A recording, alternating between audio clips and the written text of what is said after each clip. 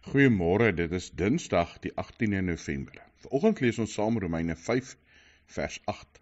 Hier skryf Paulus: God bewys egter sy liefde vir ons daarin, dat Christus vir ons gesterf het, toe ons nog sondaars was.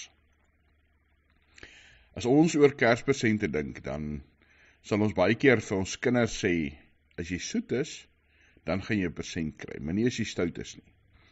Op Kersvader se soetlys of se stoutlys, the naughty or nice list. God gee vir ons Christus, terwyl ons nog sondaars is. Onafhanklik daarvan of ons sondaars is, of ons goeie, soet kinders van hom is. Dis genade.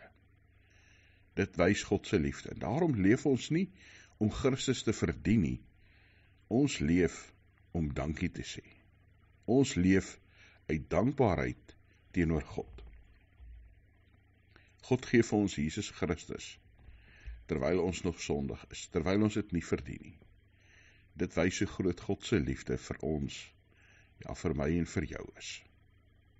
Here, dankie dat U liefde aan ons bewys in Jesus Christus. Dat Christus vir ons gekom het, Here, terwyl ons nog sondaar mense is, wat nie die goeie doen nie, die sonde doen, wat teen U kies. Dankie dat U Gees in ons werk, dat ons nou vir U kan sê, U is ons Vader, vir Christus kan sê, Hy is ons verlosser. Here, dat ons kan erken, sonder U, uit ons eie, kan ons niks. Mag ons lewens 'n dankbare ja sê vir U genade en liefde wees. Dankie dat ons vir mekaar kan bid. Here, seën ons, vir ons toon U genade en liefde. In Jesus Christus se naam. Amen.